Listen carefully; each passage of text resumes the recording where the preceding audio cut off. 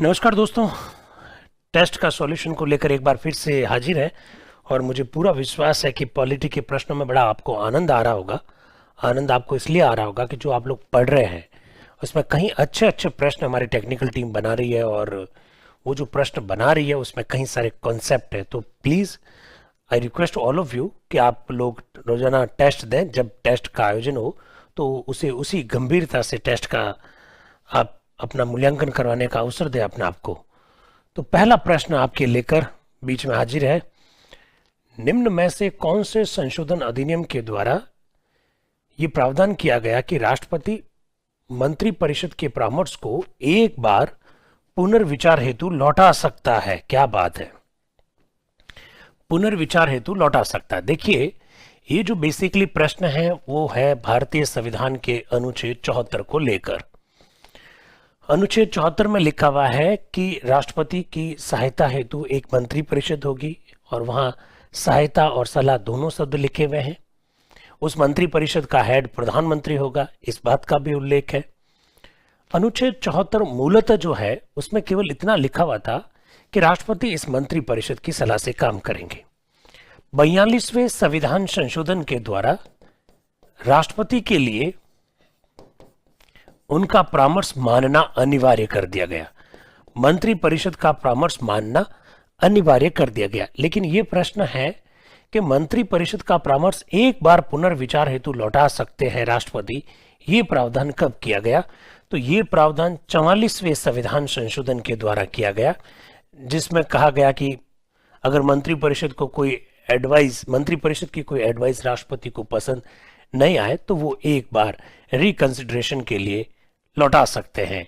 तो इस प्रश्न के हिसाब से इसका आंसर हो गया 44वां संविधान संशोधन यानी बी।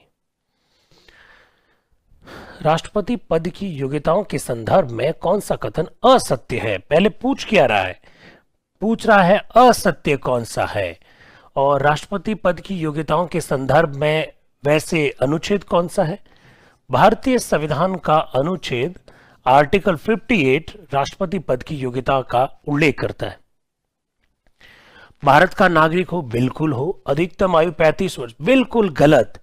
अधिकतम लिखा हुआ नहीं है, वहां पर क्या लिखा हुआ है? न्यूनतम आयु।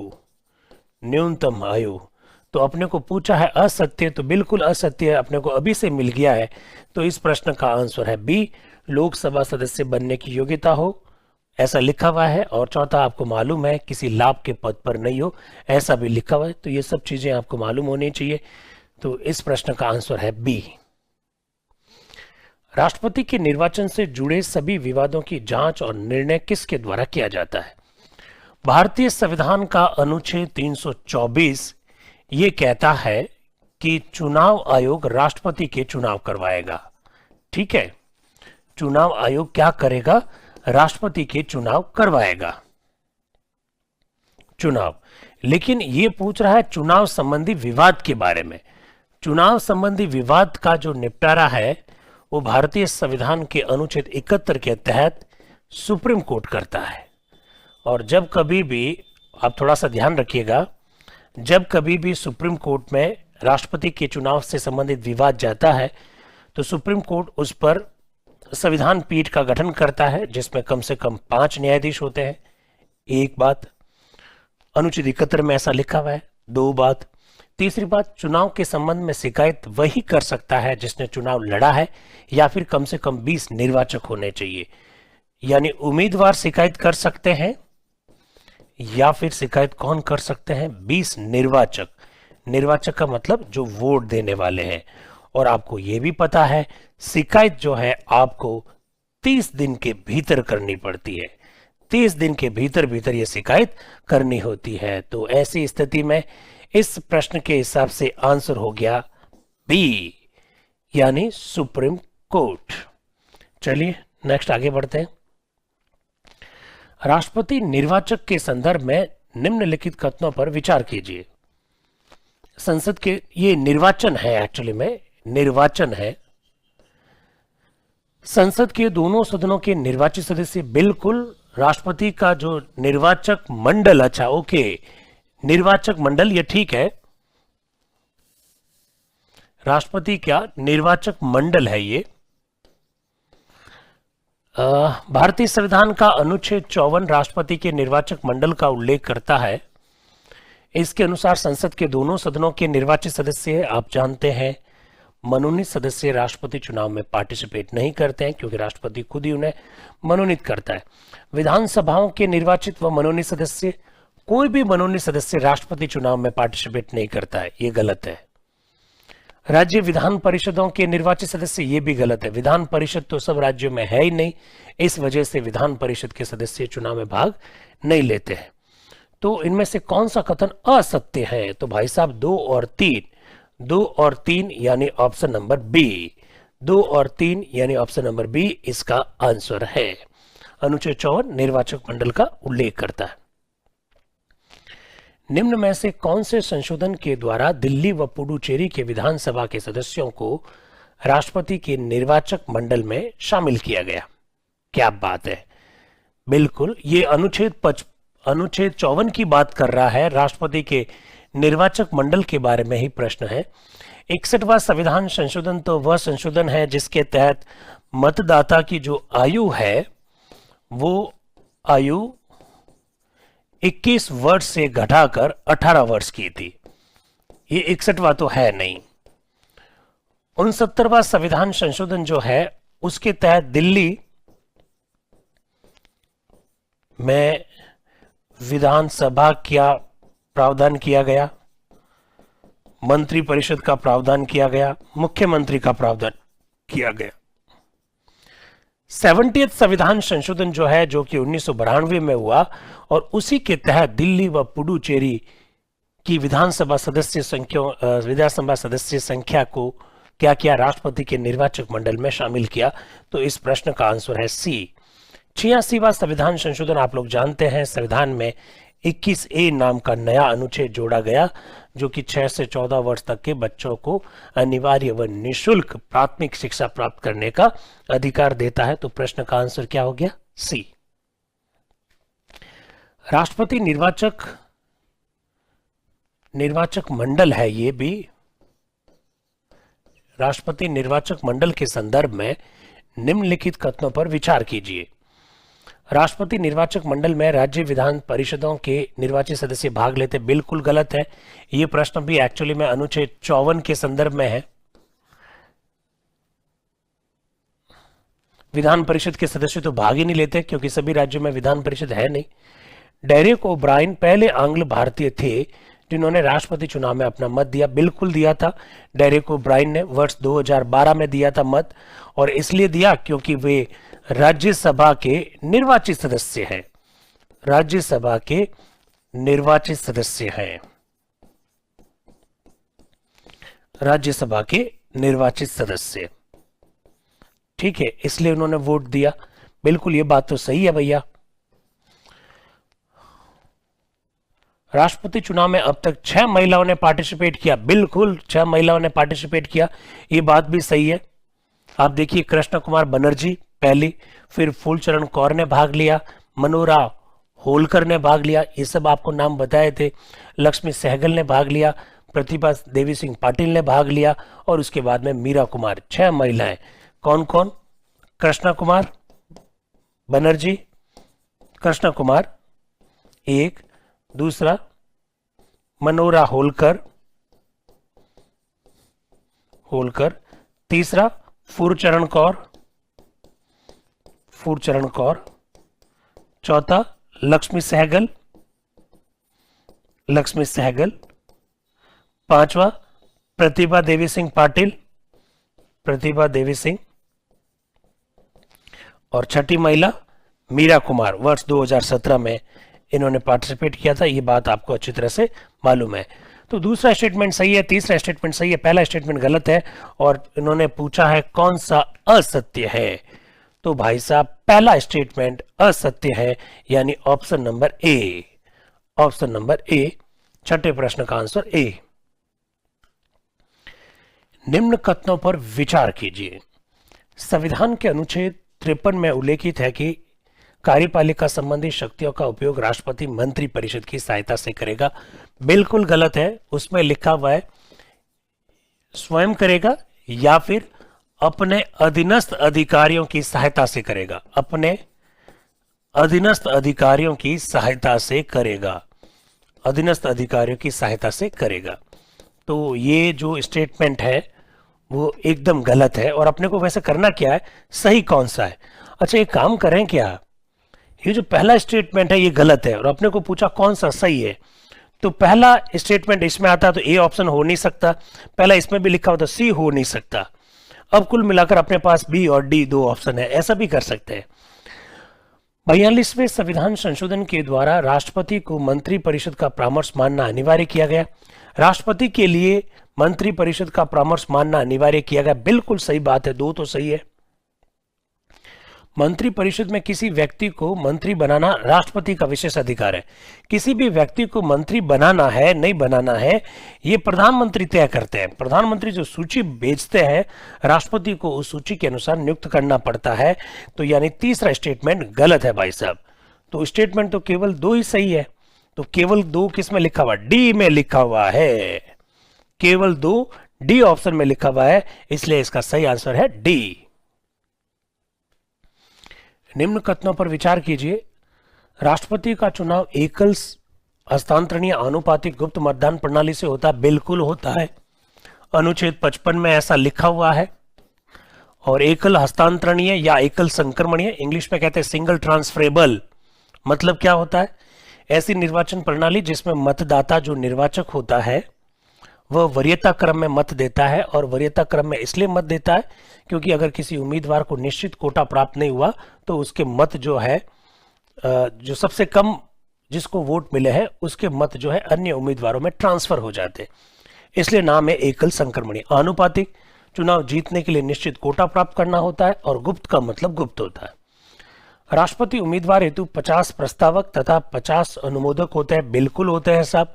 1997 से यह सिस्टम है, बिल्कुल सही बात है। पहले 10 हुआ करते थे और 1952 में जब पहली बार चुनाव हुए थे उस समय केवल एक प्रस्तावक व एक अनुमोदक ही होता था।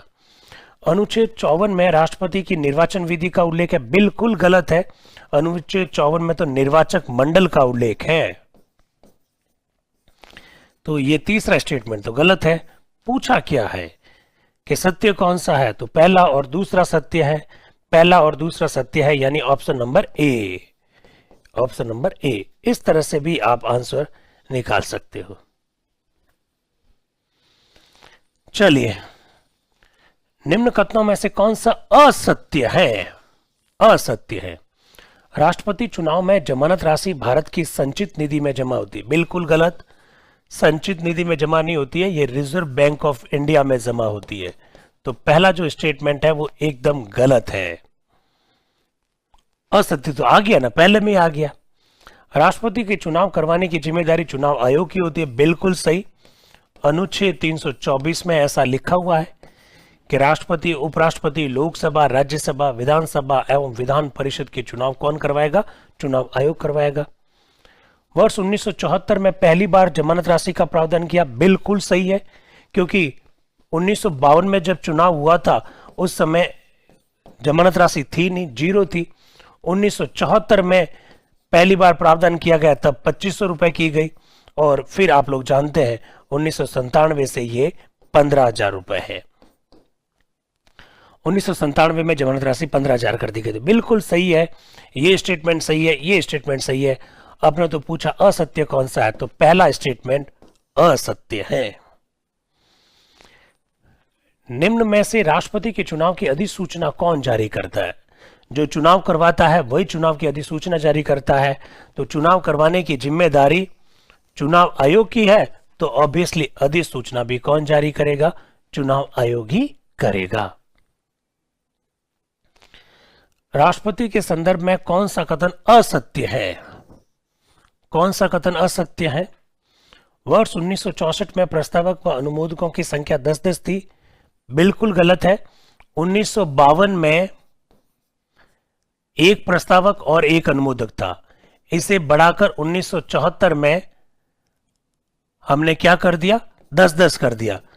तो 1964 में ये गलत है, प्रस्तावक व अनुमोदक की संख्या 10 नहीं थी, उस समय एक एक ही थी।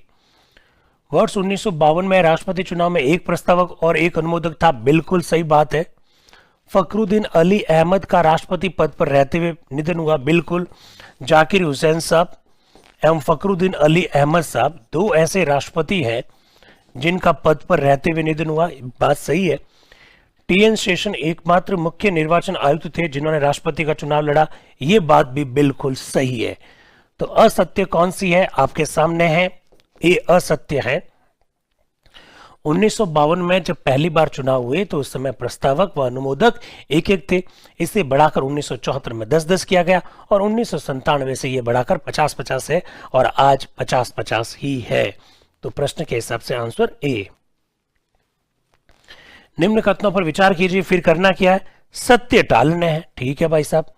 राष्ट्रपति चुनाव के संबंध में किसी भी प्रकार का विवाद होने पर उसकी सुनवाई निर्वाचन आयोग करता, बिल्कुल गलत है। अनुच्छेद 71 साफ शब्दों में कहता है कि इस प्रकार के विवादों की सुनवाई केवल सुप्रीम कोर्ट करेगा। तो अपने को तो सत्य टालने हैं और पहला स्टेटमेंट गलत है, तो पहला इसमें आता है, ये गलत हो गया ऑप्शन। पहला इसमें भी आता है, ये भी गलत हो गया। अब अपने को बी और सी में से एक ऑप्शन सही होगा, देख लेना। राष्ट्रपति के चुनाव संविधान के अनुच्छेद 323 के तहत निर्वाचन आयोग करवाता है। निर्वाचन आयोग तो करवाता है पर उसका अनुच्छेद 324 है, तो भाई साहब ये भी गलत है, तो दूसरा भी गलत हो गया। तो बस अब अपना आंसर हो गया केवल 3। राष्ट्रपति चुनाव में लोकसभा अथवा राज्यसभा के महासचिव बारी बारी से पीठासीन अधिकारी के रूप में कार्य करते हैं, बिल्कुल करते हैं साहब। 2017 के लोकसभा चुनाव 2017 के राष्ट्रपति चुनाव में लोकसभा के महासचिव पीठासीन अधिकारी थे, तो अगली बार राज्यसभा के महासचिव होंगे। तो केवल 3 सही है, तो केवल 3 तो सी ऑप्शन में है, इसलिए प्रश्न का आंसर क्या हो गया, सी। निम्न कथनों पर विचार कीजिए, राष्ट्रपति चुनाव में नोटा विकल्प का प्रयोग किया जाता है, बिल्कुल गलत है। नोटा विकल्प का प्रयोग अप्रत्यक्ष चुनाव में किया ही नहीं जाता है, ना तो राज्यसभा के चुनाव में होता है, ना विधान परिषद के चुनाव में होता है और ना ही राष्ट्रपति के चुनाव में होता है। तो इनमें से सत्य कौन सा टालना है, तो पहला तो गलत है भाई साहब, तो ये गलत, ये गलत। अब अपने पास देखिए ये गलत क्यों हुआ, क्योंकि पहला स्टेटमेंट गलत है, तो इसमें भी पहला ऑप्शन, इसमें भी पहला ऑप्शन, ये तो गलत हो गए। यदि निर्वाचक मंडल पूरा नहीं होता है तो निर्वाचक मंडल के बाकी सदस्य निर्वाचक मंडल की संख्या पूर्ण होने तक अपना वोट नहीं दे सकते, बिल्कुल गलत बात है। अनुच्छेद 71 में साफ लिखा हुआ है कि किसी का इंतजार नहीं किया जाएगा। निर्वाचक मंडल में अगर कोई रिक्ति भी है तो भी चुनाव तो समय पर ही होंगे। तो भाई साहब इनमें से तो सत्य कोई नहीं है, ना तो 1 और ना ही 2। बिल्कुल इस प्रश्न का आंसर है डी, ना तो 1 सही है और ना ही 2 सही है, बिल्कुल। निम्न में से कौन राष्ट्रपति चुनाव में द्वितीय वरीयता के मतों के आधार पर राष्ट्रपति निर्वाचित हुए थे? 1969 में वीवी गिरी साहब के सामने नीलम संजीव रेड्डी चुनाव लड़े थे। नीलम संजीव रेड्डी ने लोकसभा अध्यक्ष के पद से इस्तीफा देकर चुनाव लड़ा था और वे चुनाव हार गए थे। नीलम संजीव रेड्डी सत्तारूढ़ पार्टी का समर्थन होने के बावजूद भी चुनाव हार गए थे। ये वह चुनाव है जिसमें हृदय की आवाज पर, आत्मा की आवाज पर वोट देने की बात कही गई थी और इसी चुनाव में वीवी गिरी साहब चुनाव जीत गए थे। वीवी गिरी साहब जिन्होंने 1969 में उपराष्ट्रपति पद पर रहते हुए राष्ट्रपति के रूप में काम किया था, फिर इस्तीफा दिया था और फिर चुनाव लड़कर सेकंड वरीयता के आधार पर चुनाव जीत कर आए। तो प्रश्न के हिसाब से आंसर क्या है, बी। नीलम संजीव रेड्डी साहब तो 1977 में राष्ट्रपति बने, बाद में वो भी निर्विरोध। वीवी गिरी साहब के बता दिया। बीडी जत्ती साहब कभी भी राष्ट्रपति नहीं बने थे। बीडी जत्ती साहब तो उपराष्ट्रपति थे और उन्होंने राष्ट्रपति के रूप में कार्य किया था। ज्ञानी झेल सिंह 1982 से 1987 के बीच में राष्ट्रपति रहे थे। तो अपना तो प्रश्न है, उसका आंसर है बी। संविधान के अनुच्छेद 78 के संदर्भ में निम्न कथनों पर विचार करना है और यह टालना कौन सा सही नहीं है। तो राष्ट्रपति प्रधानमंत्री से विधि निर्माण के संदर्भ में जानकारी प्राप्त कर सकता है? बिल्कुल कर सकते हैं। राष्ट्रपति किसी भी विषय पर प्रधानमंत्री से मंत्रिमंडल में चर्चा कराने के लिए बोल सकते हैं। देखिए, इन्होंने मंत्रिमंडल लिख दिया यार, जबकि कॉन्स्टिट्यूशन के आर्टिकल 78 लिख रखा है, तो वहां मंत्री परिषद लिखा हुआ है। खैर, अभी देखेंगे इसका आंसर निकालेंगे। मंत्रिमंडल लिखा हुआ नहीं है, मंत्री परिषद लिखा हुआ तो पूरा सही होता। राष्ट्रपति प्रधानमंत्री से शासन व्यवस्था के संदर्भ में जानकारी प्राप्त कर सकते हैं? बिल्कुल कर सकते हैं। 1 और 3 तो सही है भाई साहब, 1 और 3 तो सही है। अब 1 और 3 प्योरली सही है, ऐसा कोई ऑप्शन है नहीं आपके पास, ऐसा कोई ऑप्शन है नहीं आपके पास। 1 बिल्कुल सही है, राष्ट्रपति प्रधानमंत्री से विधि निर्माण के संदर्भ में जानकारी प्राप्त कर सकते, 1 सही है। तीसरा बिल्कुल सही है, राष्ट्रपति प्रधानमंत्री से शासन व्यवस्था के संदर्भ में जानकारी प्राप्त कर सकते हैं। तो 1 और 3 सही है, 1 और 3 प्योरली ऑप्शन है नहीं, तो 2 को भी हम क्या मान लेते हैं? सही मान लेते हैं। तो 1, 2 और 3, यानी प्रश्न के हिसाब से आंसर क्या हो गया? डी। आपको विकल्प भी तो देखने पड़ते हैं। आप ऑब्जेक्शन करेंगे एक साहब मंत्रिमंडल लिखा हुआ है, मंत्री परिषद होना चाहिए, बिल्कुल मैं आपसे सहमत हूं, बिल्कुल मैं आपसे सहमत हूं, लेकिन यहां पर ऑप्शन है क्या? ऐसा ऑप्शन नहीं है। तो उपलब्ध विकल्प क्या है? उपलब्ध विकल्प के हिसाब से 1, 2 और 3 आंसर होता। हाँ, अगर 1 और 3 ऑप्शन होते तो मैं उसको प्राथमिकता देता, क्योंकि 1 और 3 ऑप्शन ही नहीं है, इसलिए 1, 2 और 3 यानी डी इसका सही आंसर है। निम्न कथनों पर विचार करो। क्या विचार करना बताइए, विचार कर लेते हैं अभी कभी। लिखा हुआ है 82वें संविधान संशोधन अधिनियम के द्वारा यह प्रावधान किया गया कि 2026 तक जनसंख्या का आधार वर्ष 1931 रहेगा। बात तो ठीक है, लेकिन ये 82वां नहीं है भैया, ये 84वां संविधान संशोधन है। तो पहला स्टेटमेंट तो गलत है, और अपने को टालना क्या है? कौन सा कथन सत्य है? तो केवल एक सत्य है नहीं, ये है नहीं। कुल मिलाकर बी और डी में से एक ऑप्शन है। ये राष्ट्रपति के निर्वाचक मंडल के संदर्भ में प्रश्न है, जनसंख्या के आधार वर्ष के बारे में प्रश्न है, 84वें संविधान संशोधन के द्वारा प्रावधान किया गया था। तो 82वां क्या है? भूल गए क्या? 82वां याद आया कुछ? अनुच्छेद 335, अनुसूचित जाति जनजातियों को अर्हता अंकों में छूट दी जा सकेगी, वो वाला। खैर, राष्ट्रपति संविधान एवं विधि का परिरक्षण, संरक्षण और प्रतिरक्षण की शपथ ग्रहण करते हैं। बिल्कुल, राष्ट्रपति इसी प्रकार की शपथ लेते हैं। भारतीय संविधान का अनुच्छेद 60 उनकी शपथ और प्रतिज्ञा के प्रारूप का उल्लेख करता है। परिरक्षण, संरक्षण और प्रतिरक्षण बिल्कुल सही है, तो 2 तो सही है। तो प्रश्न के हिसाब से आंसर क्या हो गया? बी। बी इसका सही आंसर है। राष्ट्रपति के संदर्भ में कौन सा कथन सही नहीं है? कौन सा सही नहीं है यह पूछ रहा है। राष्ट्रपति मंत्रियों के बीच विभागों के बंटवारे की भूमिका अदा करते हैं, बिल्कुल गलत है। विभागों का बंटवारा प्रधानमंत्री का काम है। राष्ट्रपति तो अनुच्छेद 77 के तहत कार्य आवंटन के नियम जरूर बनाते हैं, कार्य आवंटन के नियम बनाते हैं। तो पहला स्टेटमेंट तो गलत है भैया। पूछा क्या है? कौन सा सही है? सही नहीं है, तो पहला ही सही नहीं है, तो इसका आंसर तो मैं अभी से लिख देता हूं वे। फिर भी मैं चाहता हूं कि आप लोग तीनों ऑप्शन देखें। संघ सरकार के सभी कार्य राष्ट्रपति के नाम से किए जाते हैं। किए जाते हैं क्या? बिल्कुल किए जाते हैं। कहां लिखा हुआ है? अनुच्छेद 77 में लिखा हुआ है। अनुच्छेद 74 में राष्ट्रपति की सहायता एवं सलाह के लिए एक मंत्री परिषद होगी, बिल्कुल होगी, यह बात भी सही है। बी भी सही है। तो पूछा है गलत, तो गलत का आंसर दे दिया है ए। राष्ट्रपति के संदर्भ में कौन सा कथन असत्य है? असत्य टालना भैया। राष्ट्रपति निर्धारित कार्यकाल से पूर्व लोकसभा अध्यक्ष को इस्तीफा दे सकता है। अरे भैया, लोकसभा अध्यक्ष को इस्तीफा क्यों देंगे यार? इस्तीफा दिया जाएगा उपराष्ट्रपति को। उपराष्ट्रपति को संबोधित करते हुए दिया जाता है, और यह बात अनुच्छेद 56 में लिखी हुई है। हाँ, यह जरूर है कि उपराष्ट्रपति इस बात की सूचना लोकसभा अध्यक्ष को देते हैं। अपने से पूछा है कि कौन सा कथन असत्य है, तो पहला ही गलत है। फिर भी देख लेते हैं। संविधान के अनुच्छेद 56 में राष्ट्रपति के 5 वर्ष के कार्यकाल का किया गया है, उल्लेख किया गया, लिखना चाहिए था उल्लेख किया गया है। ठीक है, तो ये बी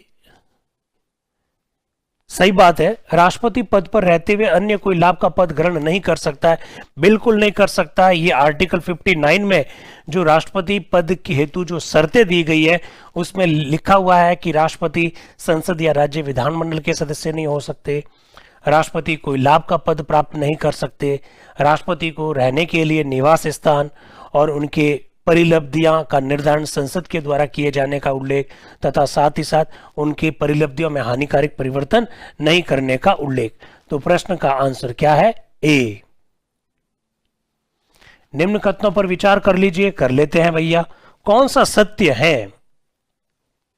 राष्ट्रपति का पद उसके त्यागपत्र, निष्कासन, मृत्यु तथा अन्य कारणों से रिक्त होने की स्थिति में उपराष्ट्रपति राष्ट्रपति के रूप में काम करते हैं।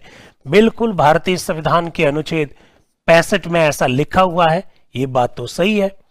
यदि कोई व्यक्ति राष्ट्रपति के रूप में कोई कार्य कर रहे हैं अथवा राष्ट्रपति के कर्तव्यों का निर्वहन कर रहे हैं तो उन्हें राष्ट्रपति की भांति परिलब्धियां, भत्ते और विशेष अधिकार प्राप्त होते हैं। बिल्कुल, जो राष्ट्रपति के रूप में कार्य कर रहा है, चाहे राष्ट्रपति के कर्तव्यों का निर्वहन कर रहा है, उसे ये सब बातें प्राप्त होगी, बिल्कुल होगी।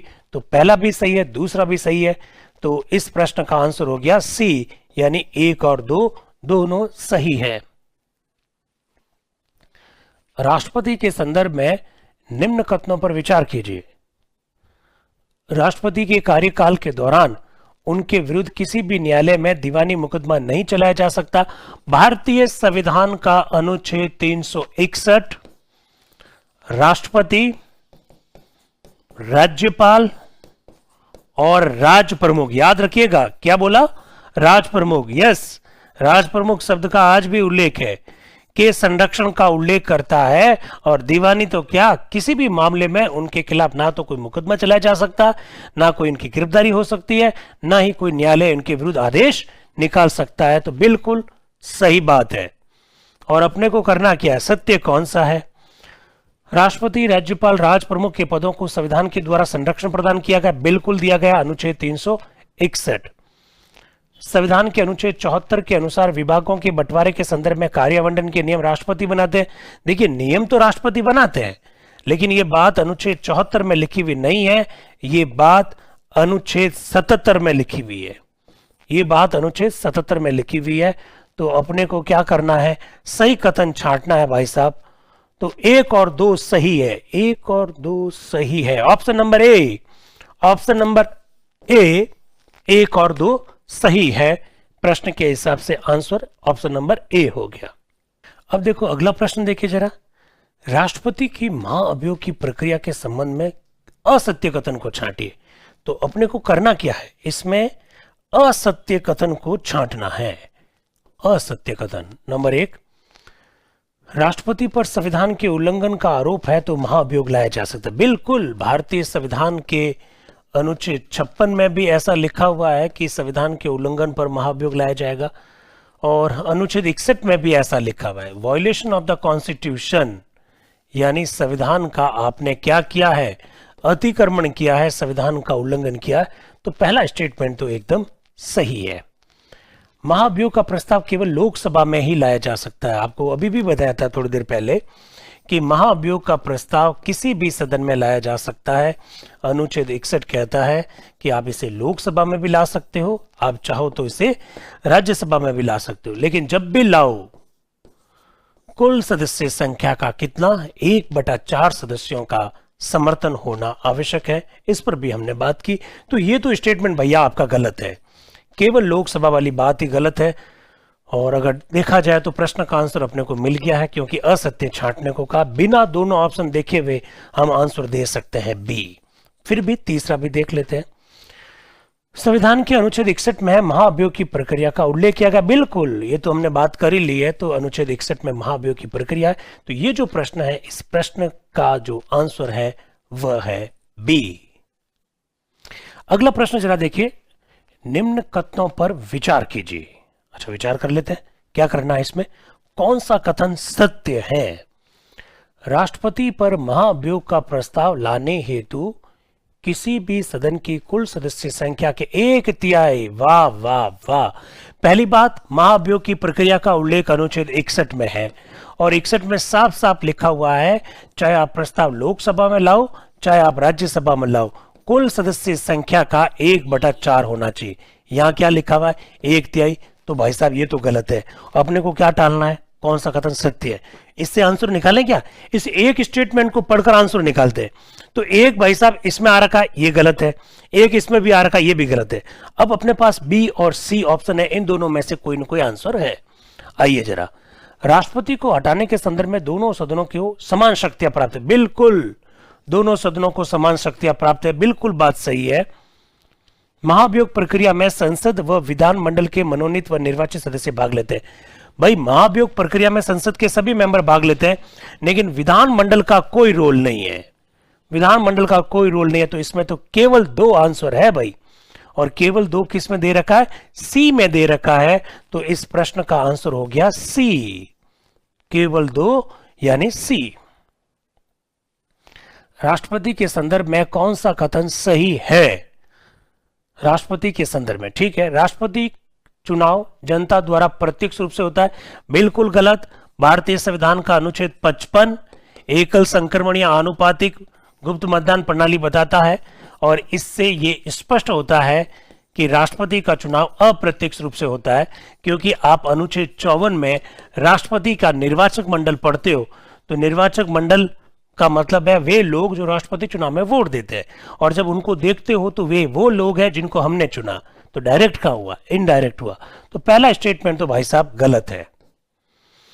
राष्ट्रपति की महाभियोग प्रक्रिया एक विधायी प्रक्रिया, देखिए नो डाउट महाभियोग प्रक्रिया जो है संसद के द्वारा संपन्न की जाती है, लेकिन संसद इस समय एक न्यायपालिका का रूप धारण कर लेती है, इस वजह से इसे अर्ध न्यायिक प्रक्रिया कहते हैं।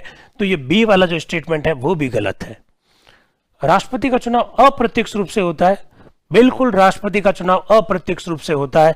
तो इस प्रश्न का आंसर क्या है? सी इस प्रश्न का आंसर है। वैसे भी दिमाग लगाने की आवश्यकता नहीं है। ए में लिखा प्रत्यक्ष, बी में लिखा, सी में लिखा अप्रत्यक्ष, तो दोनों में से एक सही होना है। तो सी इसका सही आंसर है। लीजिए भैया, निम्न में से कौन भारत के राष्ट्रपति के निर्वाचक मंडल का तो भाग नहीं है, किंतु महाअभियोग प्रक्रिया का भाग है? आप अच्छी तरह से जानते हैं भारतीय संविधान का अनुच्छेद 54 निर्वाचक मंडल का उल्लेख करता है, और इस निर्वाचक मंडल में संसद के मनोनीत सदस्य भाग नहीं लेते हैं। संसद के मनोनीत सदस्य नहीं होते हैं, लेकिन संसद के मनोनीत सदस्य भले ही नहीं हो, लेकिन वो हटाने में आगे रहते हैं। हटाने में तो क्या रहते हैं? आगे रहते हैं। तो बिल्कुल अनुच्छेद 61 में देखोगे तो मनोनीत सदस्य आपको महाभियोग की प्रक्रिया में भाग लेते हुए दिखाई देंगे। तो प्रश्न का आंसर हो गया संसद के दोनों सदनों के मनोनीत, बिल्कुल संसद के दोनों सदनों के मनोनीत सदस्य, यानी प्रश्न के हिसाब से इसका आंसर ओ, देखिए प्रश्न पूछा है निम्न में से कौन भारत के राष्ट्रपति निर्वाचक मंडल का भाग तो नहीं है। लोकसभा के निर्वाचित सदस्य भाग है, राज्यसभा के निर्वाचित सदस्य भाग है, किंतु महाभियोग प्रक्रिया का भाग है, ऐसा केवल मनोनयन के संदर्भ में ही है। तो इस प्रश्न का आंसर हो गया सी, राइट। अब देखिए अंतिम प्रश्न आपके सामने है, निम्न में से संविधान के कौन से अनुच्छेद में राष्ट्रपति को संवैधानिक संरक्षण प्रदान किया गया? भारतीय संविधान का अनुच्छेद 361 राष्ट्रपति, राज्यपाल और राज प्रमुख, इन तीनों को संरक्षण प्रदान करता है। इसके अंतर्गत पद पर रहते हुए इनके खिलाफ में किसी प्रकार का मुकदमा नहीं, किसी प्रकार का आदेश नहीं, किसी भी प्रकार की गिरफ्तारी नहीं, ऐसा अनुच्छेद 361 में लिखा हुआ है।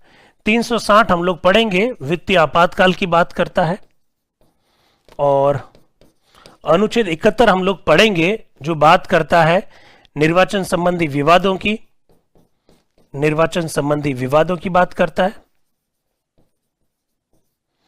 और इसका निपटारा केवल सुप्रीम कोर्ट करेगा, ऐसा लिखा हुआ है। ठीक है। और निर्वाचक मंडल में अगर कोई रिक्ति हो जाती है तो चुनाव समय पर होंगे, ऐसा भी 71 में लिखा हुआ।